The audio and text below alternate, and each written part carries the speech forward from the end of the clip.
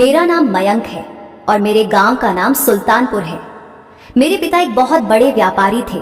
उनके चले जाने के बाद उनका सारा व्यापार मैंने ही संभाला, क्योंकि मेरा कोई बहन भाई नहीं था, केवल मैं ही था इकलौता बेटा।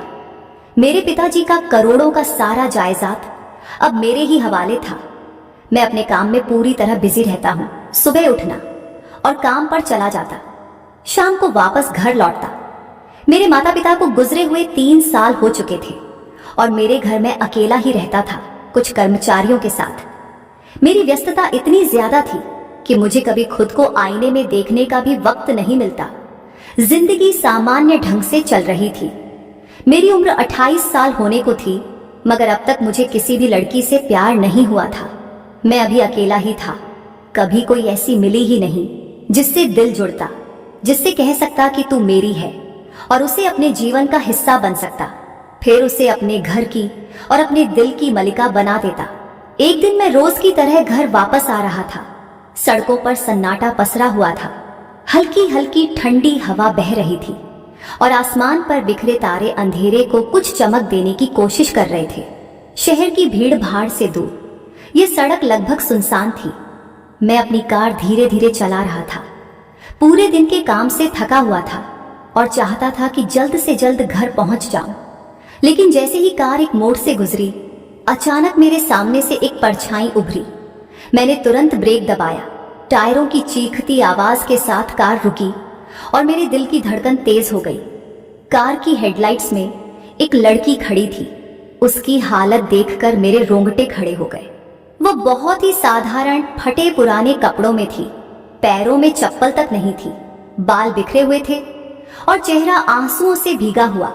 वह इतनी सहमी हुई थी कि जैसे अगर मैं एक कदम और बढ़ाऊं तो भाग जाएगी। मैंने कार का दरवाजा खोला और बाहर निकला। तुम कौन हो? रात के इस वक्त यहाँ कैसे? मैंने नरमी से पूछा। लड़की पहले कुछ बोली नहीं। उसकी आंखों से बस आंसू गिर रहे थे, होंठ कांप रहे थे, जैसे कुछ कहना चाहती हो लेकिन शब्द गले में अटक गए हो।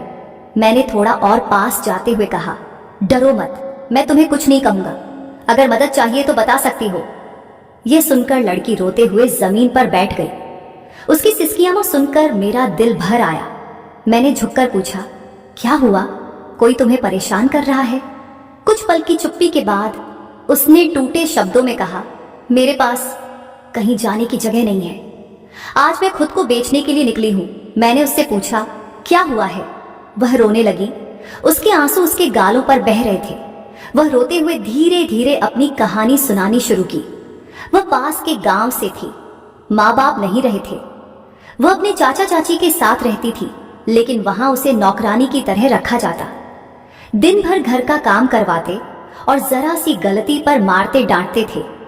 आज रात जब उसने खाने को थोड़ा ज्यादा मांग लिया तो चाची ने गुस्से में उसे घर से बाहर निकाल दिया। बोली, जा, हमें बोझ नहीं चाहिए। ये शब्द लड़की के कानों में गूंज रहे थे। वह डर और भूख से बेहाल होकर भागी और सड़कों पर भटकते भटकते मेरी कार टकरा गई। मैंने उसकी आंखों में देखा। इतनी मासूमियत और दर्द एक साथ देखना कठिन था। मैंने कहा, तुम अब अकेली नहीं हो। अगर भरोसा करो तो मैं तुम्हें सुरक्षित जगह ले जा सकता हूं। मैं अपने होठों पर एक हल्की मुस्कान लाते हुए कहा, पगली, तुम बेचने के लिए नहीं हो, तुम तो आंखों की पलकों पर बिठा जाने के लिए हो। मेरी तरफ देखने लगी और बोली, साहब आपने कुछ कहा? मैंने कहा नहीं। वह लगभग 18-19 साल की लग रही थी, मगर सुंदरता ऐसी कि शब्द कम पड़ जाए। तुम्हें खुद को बेचने की जरूरत नहीं है। अगर आपको पैसे चाहिए तो वह भी मैं देने को तैयार हूं, मगर फिर कभी इस मकसद से घर से मत निकलना। वह हिचकी लेते हुए बोली, क्या आप सच कह रहे हैं? आप मुझे वापस वहां नहीं भेजेंगे? मैंने दृढ़ता से कहा, नहीं, अब तुम्हें किसी के सामने हाथ नहीं फैलाना पड़ेगा। मैंने उसे कार में बैठाया। रास्ते भर वह खिड़की से बाहर देखती रही। कभी उसके चेहरे पर डर था, कभी थोड़ी सी उम्मीद। मैं उसकी तरफ देखकर हल्के से मुस्कान के साथ अपनी गाड़ी में बैठ गया और लगभग आधे घंटे की दूरी तय कर अपने घर पहुंच गया। मैं उसे अपने घर ले आया। सबसे पहले उसे खाना खिलाया। उसने कांपते हाथों से निवाले उठाए और जल्दी जल्दी खाने लगी। पता चल रहा था कि वह कई दिनों से भूखी थी। उस रात उसने मेरे घर के सोफे पर चैन की नींद ली। शायद लंबे समय बाद उसे सुरक्षित महसूस हुआ, मगर वह लड़की मेरे मन और होश में पूरी तरह बस चुकी थी। मैं उसके ख्यालों में इतना खो गया था कि मुझे यह भी याद नहीं रहा कि मैं रात का खाना खाया भी है या नहीं। सुबह की धूप खिड़की से भीतर आई तो लड़की धीरे से उठी। उसने आसपास देखा, एक साफ सुरक्षित जगह। ये पहली बार था जब उसने किसी घर में बिना डर के आंखें खोली थी। मैंने उसे रसोई से पुकारा, उठ गई, आओ नाश्ता कर लो। वह झिझकते हुए आई और धीरे से बोली, मेरा नाम नेहा है। उसकी आवाज में डर कम और विश्वास ज्यादा था। मैंने उसी दिन तय किया कि नेहा को स्कूल भेजूंगा। वह उम्र से छोटी नहीं थी, लेकिन हालात ने उसे पढ़ाई से दूर कर दिया था। अगर पढ़ाई करोगी तो खुद के लिए रास्ता बना पाओगी, मैंने कहा। नेहा की आंखें चमक उठी। सच में मैं स्कूल जा सकती हूँ? हाँ, क्यों नहीं, हर इंसान को ये हक है। अगले कुछ दिनों में मैंने उसकी पढ़ाई का इंतजाम किया। वह धीरे धीरे खुलने लगी। उसकी आंखों में अब डर की जगह सपने दिखाई देने लगे। उसने एक दिन कहा, आपने मुझे नया जीवन दिया है। अगर उस रात आपकी कार के सामने न आती तो शायद मैं जिंदा भी न रहती। मैंने बस इतना कहा, कभी कभी किस्मत हमें वहीं ले जाती है जहां से नई शुरुआत हो सके। लेकिन यह सफर आसान नहीं था। जब लोगों ने देखा कि मैंने एक अनजान गरीब लड़की को अपने घर में रखा है तो तरह तरह की बातें होने लगी, जैसे कौन है ये लड़की, कहां से लाया है। आजकल लोग भले बनने का नाटक करते हैं। नेहा ने यह सब सुना और मुझसे रोते हुए कहा, मेरे कारण लोग आपका मजाक बना रहे हैं, मुझे यहां से चले जाना चाहिए। मैंने उसे समझाया, नेहा, दूसरों की बातों से जिंदगी नहीं चलती। अगर हम सच में सही हैं तो वक्त के साथ सब चुप हो जाएंगे। नेहा ने पढ़ाई में जी जान लगा दी। रात देर तक किताबें पढ़ती, नोट्स बनाती। धीरे धीरे वह क्लास की अच्छी छात्राओं में गिनी जाने लगी। उसकी मेहनत देखकर टीचर भी उसकी मदद करने लगे। एक दिन प्रिंसिपल ने मुझसे कहा, यह लड़की बहुत होशियार है, अगर ऐसे ही आगे बढ़ी तो एक दिन बड़े मुकाम पर पहुंचेगी। नेहा ने कॉलेज पहुंचते ही छोटे छोटे काम शुरू किए, सिलाई सीखना और कपड़े बनाना, कंप्यूटर क्लास लेना। उसने कभी मुझसे पैसों की मदद नहीं मांगी। हमेशा कहती, आपने मुझे घर दिया, ये सबसे बड़ी मदद है, अब मैं खुद संभाल लूंगी। सालों की मेहनत के बाद नेहा ने कॉलेज की परीक्षा शानदार अंकों से पास की। जिस दिन रिजल्ट आया उसकी आंखों में आंसू थे, लेकिन इस बार खुशी के। अगर उस रात आपकी कार के सामने ना आती तो आज मैं यहां ना होती, उसने कहा। वही लोग जो पहले ताने मारते थे अब उसकी तारीफ करने लगे। लड़की सच में मेहनती है। देखो, हालात कैसे भी हों, इंसान चाह ले तो सब कुछ कर सकता है। नेहा कई और गरीब बच्चों की मदद करने लगी, उन्हें पढ़ाती, उनके लिए किताबें जुटाती। कुछ साल बाद नेहा एक अच्छी डॉक्टर बन गई। वह आत्मनिर्भर हो गई और अपने जैसे कई अनाथ बच्चों के लिए एक संस्था भी खोली। एक दिन उसने कहा, आपने मुझे जीवन दिया, अब मेरी बारी है दूसरों का सहारा बनने की। उस रात कार के सामने आंसुओं से भीगी वह डरी सहमी लड़की अब आत्मविश्वास से भरी एक मजबूत और सफल औरत बन चुकी थी। उसने धीरे धीरे सब कुछ हासिल कर लिया। फिर एक दिन वो अपने खुद के घर में चली गई। मैं भी इधर अपने कामों में बिजी हो गया। लेकिन अचानक मेरे कंपनी में कुछ कर्मचारियों की गद्दारी की वजह से मेरा कारोबार पूरी तरह से टूट गया और मैं करोड़पति से कंगाल बन गया। मेरे पास कुछ भी नहीं बचा, ना घर, ना पैसा, ना दौलत, कुछ भी नहीं। मैं इधर उधर भटकने लगा। मैं सड़कों पर रहने लगा, सड़कों पर ही सोने लगा। मेरी जिंदगी ऐसे ही बीतती चली गई। लेकिन अचानक मेरी दोनों किडनी फेल हो गई। मैं एक अस्पताल में गया अपनी दवा कराने के लिए। जो डॉक्टर मेरा इलाज करने आई उसे देखकर मेरे होश उड़ गए, क्योंकि वह डॉक्टर कोई और नहीं बल्कि नेहा थी। मेरी ऐसी हालत देखकर नेहा बहुत दुखी हुई। फिर उसने मेरा इलाज शुरू किया और मालिक की से दुआ से मैं सही हो गया और फिर वह मुझे अपने घर लेकर गई। उसने मेरे अंदर हौसला पैदा किया। धीरे धीरे मैं अपना कारोबार शुरू किया और मुझे सफलता मिलती गई। इस काम में नेहा ने मेरी बहुत मदद की। मेरा दिल किया कि मैं उसके साथ हमेशा रहूं, वह मुझे छोड़कर कहीं नहीं जाए। फिर मैंने सोचा कि मैं उससे अपने दिल की बात कहूंगा। फिर एक दिन मैंने नेहा से अपने दिल की बात कह दी। नेहा मेरी बात सुनकर धीरे से बोली, तो फिर तय रहा, 2 दिन बाद तुम मेरे जीवन साथी बनोगे। रात को जब नेहा अपनी ड्यूटी से वापस आई तो उसने कहा, मयंक जल्दी से तैयार हो जाओ, हमें बाजार जाना है। मैं बोला, बाजार क्यों? तो वो मुस्कुराकर बोली, तुम्हें अभी भी समझ नहीं आ रहा, 2 दिन बाद हमारी शादी है और मुझे तुम्हारे लिए सब कुछ लेना है। मुझे बाजार ले गई और मेरे लिए बहुत सारे नए कपड़े खरीदे, जिसमें हमारे शादी का जोड़ा भी था। मैं हर पल जैसे किसी सपने में था। यकीन ही नहीं हो रहा था कि इतने बरसों बाद मैं यह दिन देख रहा हूँ। वह 2 दिन मेरे लिए 2 सालों के बराबर थे। हर पल बेचैनी और खुशी का मिला जुला एहसास था। समय बीता और शादी का दिन आ गया। नेहा ने कहा, अब सब कुछ भगवान के आगे है, हम मंदिर चलते हैं। हम दोनों मंदिर गए और वहां पंडित जी के सामने सारी रस्में पूरी हुई और मैं नेहा से शादी कर ली। मुझे मेरी मोहब्बत मिल चुकी थी।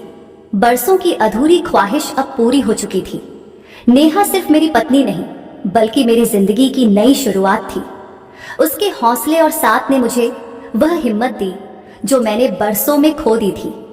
मेरा बिजनेस पहले से भी ज्यादा फैल गया और मैं उन सभी लोगों का शुक्रिया अदा किया। नेहा ने मेरा साथ कभी नहीं छोड़ा।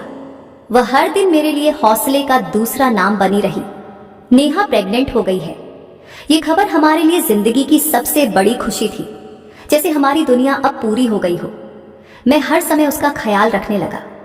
व्यवसाय के साथ साथ मेरी पूरी ध्यान सिर्फ नेहा पर था। वह भी हर पल मुस्कुराते रहती थी और कहती थी, यह सब तुम्हारी प्रार्थनाओं का फल है। इसी बीच एक दिन सुखद समाचार आया। नेहा के चाचा चाची इस दुनिया से विदा हो गई। यह सुनकर नेहा टूट सी गई। मैंने उसे सहारा दिया। नेहा और मैं और भी करीब आ गए थे। मैं हर पल नेहा का सहारा बनने की कोशिश करता हूँ।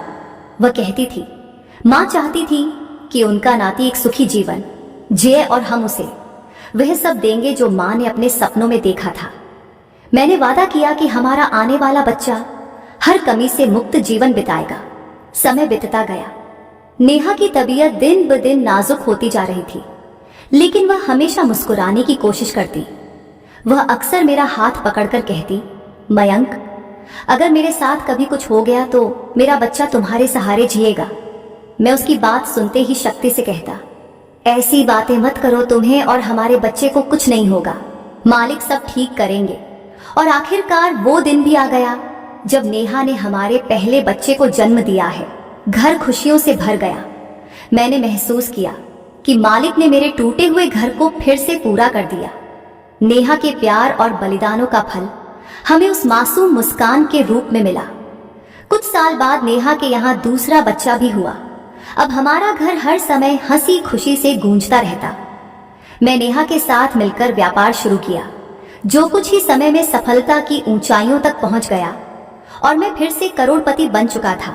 हमारे कई घर थे और हम दुनिया के अलग अलग देश में आते जाते रहते थे। मैं ऐसा सोचता था कि यह सब केवल नेहा की कदमों से आया है, जिसने हर मोड़ पर मेरा हौसला उठाया और मेरा साथ दिया। समय बीतता गया और हमने यह तय किया कि अपने व्यापार और बच्चों की अच्छी पढ़ाई के लिए हम अमेरिका शिफ्ट हो जाए। इस तरह हमने सब कुछ समेटा और अमेरिका आ गए। यहाँ आकर जिंदगी एक नई दिशा में चल पड़ी। बच्चे बड़े हो चुके थे, अच्छी शिक्षा ले रहे थे और अपने जीवन में आगे बढ़ रहे थे।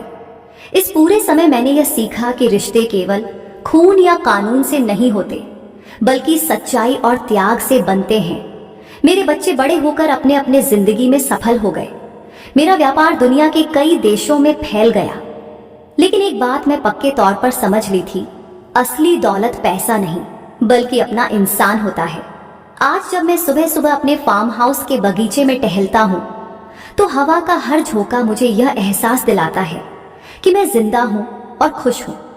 मेरे साथ नेहा है। नेहा अभी वैसे ही मुस्कुराती है जैसे पहली बार देखी थी। फर्क बस इतना है कि अब उसके बालों में हल्की सी सफेदी आ गई है और चेहरे पर उम्र की कुछ लकीरें। मगर मेरे लिए वह आज भी उतनी ही खूबसूरत है जितनी पहले थी। हमारे बच्चे अब बड़े हो चुके थे। कोई अपनी पढ़ाई पूरी करके डॉक्टर बन गया, कोई बिजनेस संभाल रहा है। कभी कभी शाम को हम सब एक साथ बैठते हैं, बच्चे, उनके दोस्त और हम दोनों। मैं उन्हें अपनी पुरानी कहानी सुनाता हूँ, कैसे मैं सब कुछ खोया था और कैसे नेहा ने मुझे उठाया। बच्चे बड़े ध्यान से सुनते और आखिर में कहते, डैड और मोम हमारी एक्सप्रेशन हो। उनकी बातें सुनकर मेरा दिल भर आता है। मैं सोचता हूँ कि अगर उस दिन फुटपाथ पर भीख मांगते हुए नेहा मुझे ना मिलती तो शायद आज मैं जिंदा भी ना होता।